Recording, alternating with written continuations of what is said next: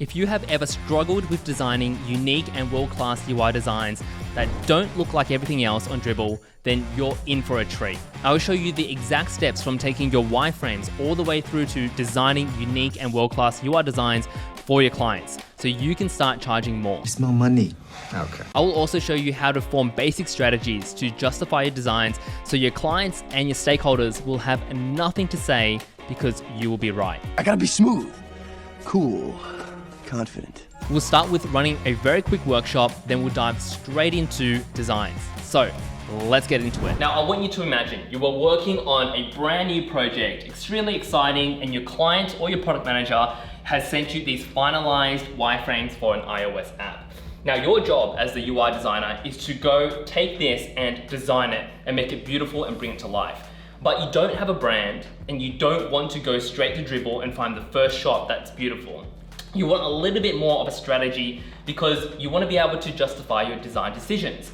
So the first two questions you probably want to ask yourself is, who's this app for and how do you want them to feel? So who is this means who's your target audience and how do you want it to feel are some of the brand values that you believe that this app should stand by. So if I was to quickly ask you, person behind the camera, who's this app for? So this app is for corporate people who want quite a premium experience. Okay, so we've got some keywords here. So we've got corporate people that want something that's premium, right?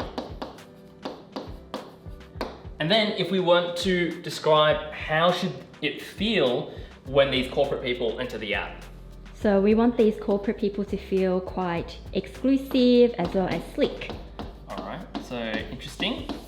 So we've got exclusive and slick. Okay, now obviously we could go down an extensive route of a branding workshop, but not all projects require an extensive branding workshop. But here we were able to already identify who we want to target. So corporate people that want a premium experience. So probably more high-end, people who get paid a little bit more, higher salary pack, and on how we want it to feel, it's exclusive and slick. Now, here are already some keywords that we can work with. And instead of jumping straight into Dribbble, for example, and find the first shot that looks great and just steal those designs, we can start to anchor and form a bit of a strategy in terms of how we might want to bring this design to life.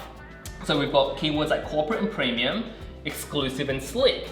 So if we really think about that, this even might, if we really wanted to make it premium, exclusive and slick, this might even be a very nice, dark app experience. But let's jump into the computer and see what we can find. All right, so now we're back over onto the computer, and as you can see here, we've got the wireframes that you saw before. And remember, some of those keywords that we mentioned were corporate, premium, exclusive, and slick. So the first thing we can actually do is head over to Pinterest, and we can actually go and find what does that actually mean and what does that actually look like. So if we type in premium, exclusive, interiors, I found that interior design is a great way for you to understand and research how other businesses and how other people perceive these keywords. So as you can see here, we've got some references of some premium exclusive interiors. And as mentioned before, the designs of these interiors, they're much darker, and they've also got some very particular and very specific textures. As you can see in this shot over here, the walls, they've got a bit of texture, these horizontal battens that go up and down. In this screenshot over here as well, they've got some nice little textures on the walls as well. And there is a very common theme that runs throughout all these designs. Like I said before, very rich in color. Some of them are muted and they're generally quite dark as well. So if we head over to Dribbble, for example now, so we're trying to now refine the search, not just from interior design, but then back onto some UI design. If we type in food app, for example, because we're designing a food app, we can then go ahead and see what inspiration or what other designs that you can find in Dribbble that sort of relate to those keywords: exclusive, corporate, premium, and slick. Now, obviously, these light food app designs are probably a little bit too far away from what we're actually trying to achieve based on what we discovered on Pinterest. As you scroll further down, you'll start to realize, oh, there's one by Team Tubic, which looks quite neat. So if we open this up in a new tab, you can see that this app design is quite slick It's definitely a little bit on the higher end. It does feel quite exclusive, especially with the nice textures. It definitely feels like the materials that they're using are quite high end. Now over on the left hand side, you can see that the design is quite dark as well. So if we head back to Dribbble, we'll try to find another inspiration. We've got one over here that might be a nice use of inspiration. But as you can see, once you define a bit of your strategy and you start to refine who's it for and how you want it to feel, you notice that you can actually ignore a lot of inspiration on Dribbble and really just find the right mood. So if we scroll further down, we might even be able to find another one. So we'll just try to work with 3 inspiration sets. So we can see that there is nothing, everything is actually quite fun and friendly, as I would say. But that's the point. When we're finding inspiration, we shouldn't just be finding something that looks great. It needs to align with the brand values. So this one, for example, if we open this one up, we can see that it definitely does align with what we're looking for. It's definitely a little bit more moody. It's definitely quite dark. It feels quite exclusive, definitely feels quite premium in terms of the actual brand, the visual colors, and the visual design. I would say this one is definitely one that we would use as a benchmark. So what we can do is we can go ahead and just quickly screenshot these designs, and we can copy them, bring them over into Figma. And let me just scroll over, and I might just paste them down into my Figma file. And we can go ahead and just copy this one because it's already an image. There we go. And we can also copy this one as well. Now, obviously, as you're finding inspiration, everyone might look a little bit different, but the point here is when we are stealing designs from other designers, we don't want to steal it, technically be inspired from just one single source. We want to find the best pieces from numerous different sources to create our own version, to create our own designs. As you can see here, once again, you notice that these high-end, rich and premium brands or visual designs, they all have that consistent texture, right? It's all in the details. And we saw that in the interiors as well. So from here, what I want to go ahead and do is I want to take a look at the wireframes that I brought over from Figma. So if we remember, these were the wireframes. I've just turned them into Figma elements. We can then go ahead and start to utilize this inspiration to design our designs, right? In other words, steal. So I'm going to quickly just resize these so we can actually put them next to our designs as a reference. So let me just quickly bring that over. All right, so now we've got our references. So the first thing I want to do is I want to think about the foundation. So the background color, this is going to set the tone for the entire app.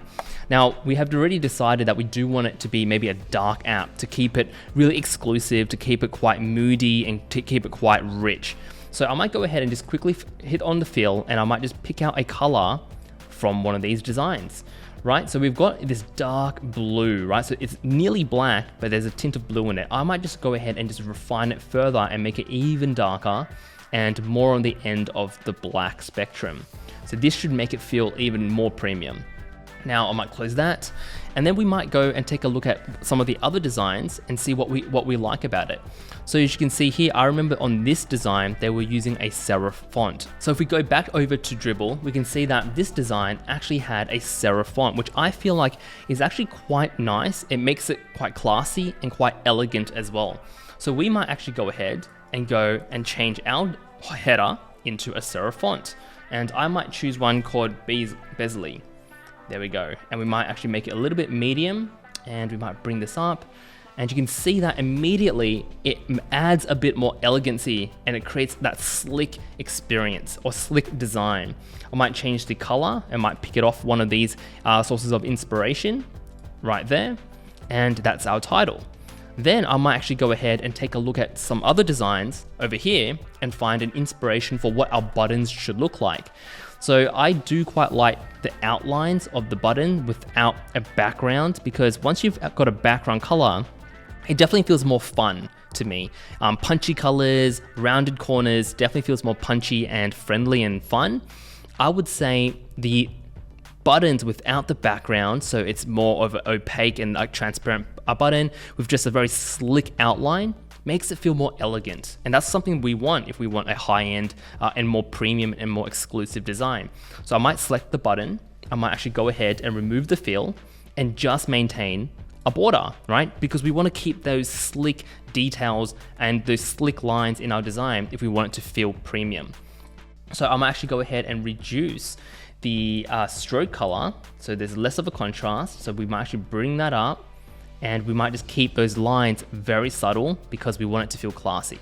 Now, something that I've also noticed with designs that are more high-end is that with these buttons, they do have an all caps style. So what they like to do is you can change your text to all caps, and then what you want to do is you want to reduce the font size, and then you want to increase the letter spacing a little bit. And it just creates a very nice contrast between the typography. So you have some nice big serif fonts with a very nice condensed and compact set of all caps for your buttons.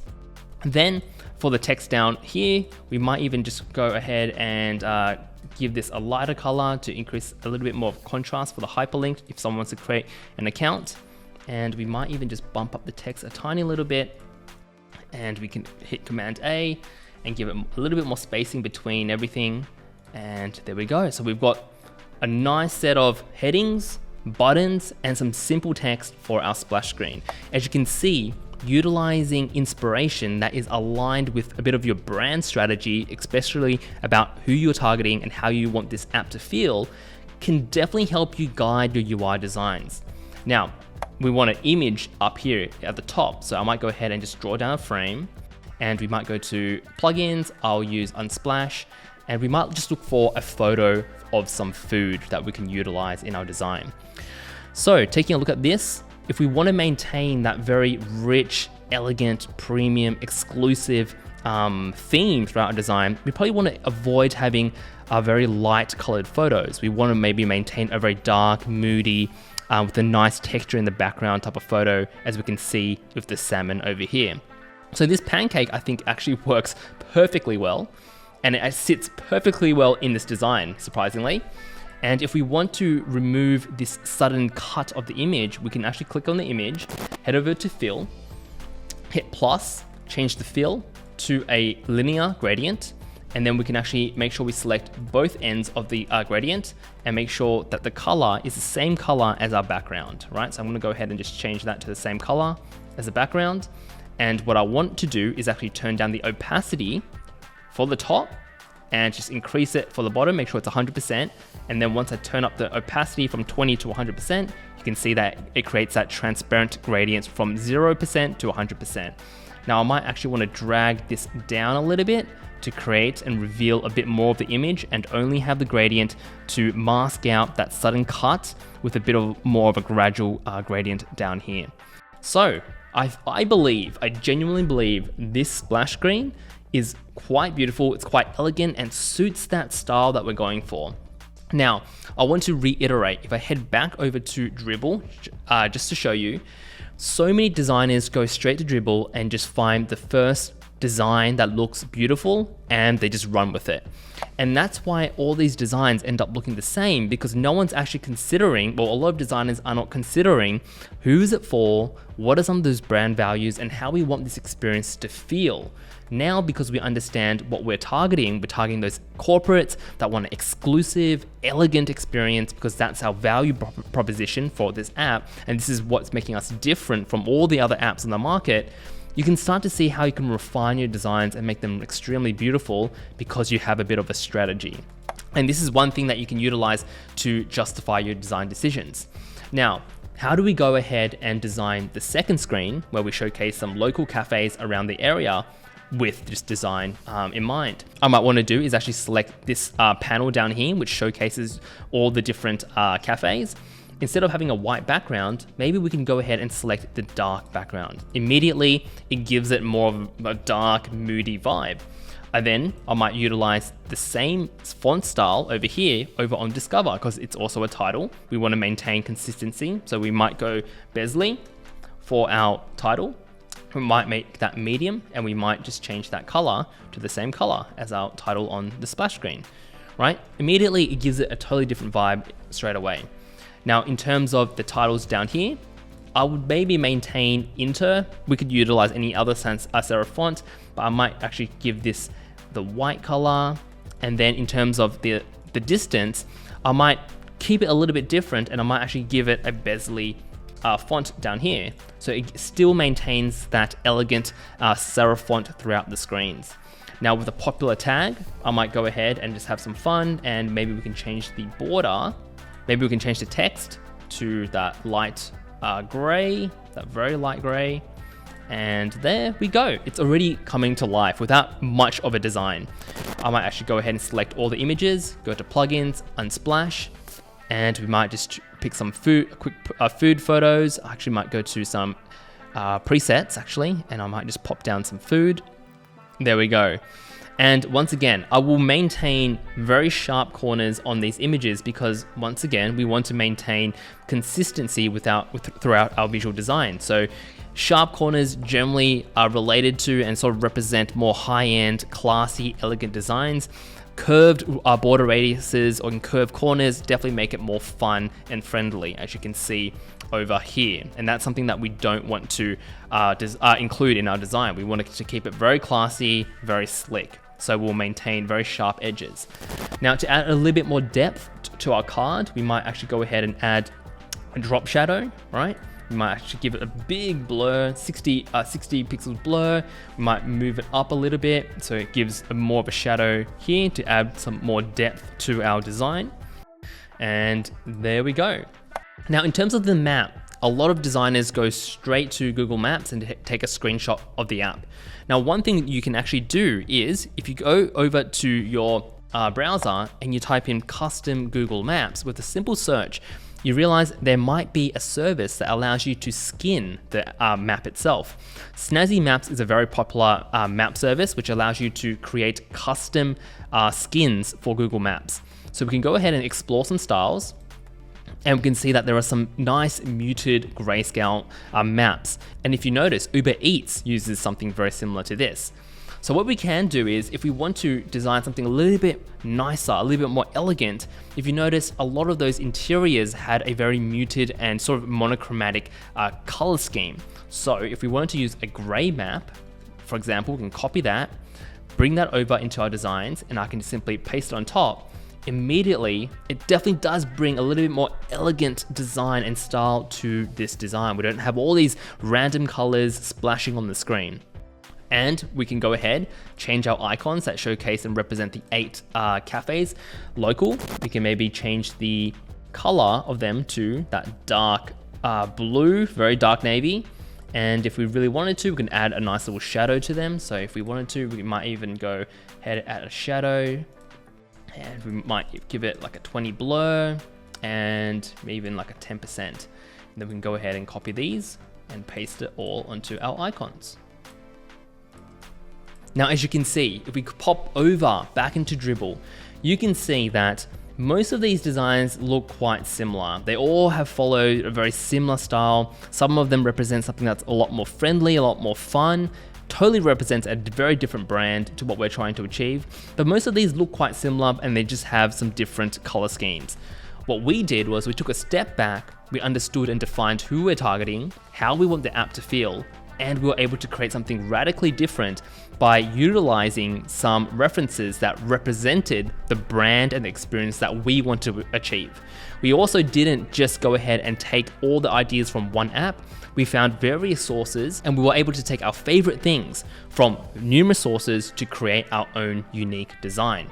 Now, let's go ahead and think about if we were to then wanting to display and showcase our designs, how can we do that? So what you can do is you can copy your designs, and over on the right hand side, I've got a large canvas and I'm going to paste them down. I'll maybe make them a little bit smaller, and we can now go ahead and think about how do we want to represent this design. If we wanted to post it on Dribbble, if we wanted to showcase on LinkedIn, how do we make this look visually appealing? So what we can do is I'm going to go ahead and just bring these inspiration over onto the right hand side, and you can see that everyone has some sort of background color. So what we can do is we could go ahead and have a play around with a dark color scheme.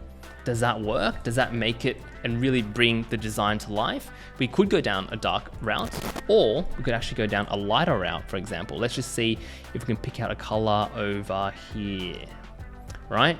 We could give that a little bit more of a muted tone, and you can see that even though this is a dark app, we might want to choose a lighter background so you can really bring the designs out. It can really help emphasize the designs, because if we go ahead and choose a dark color, the actual designs get muted. So if we go here, we can select maybe some color down here, some nice tint.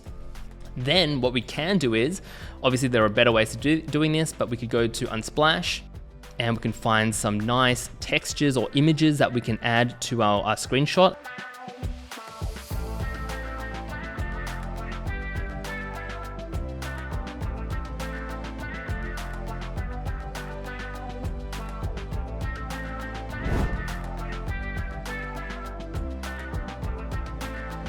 So hopefully this gives you a bit of an understanding of how you can go ahead and steal designs the proper way and really help you become a better UI designer over time.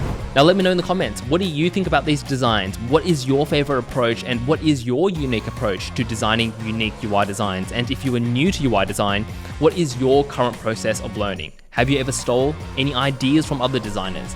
Let me know in the comments below, and I will see you guys in another video very soon.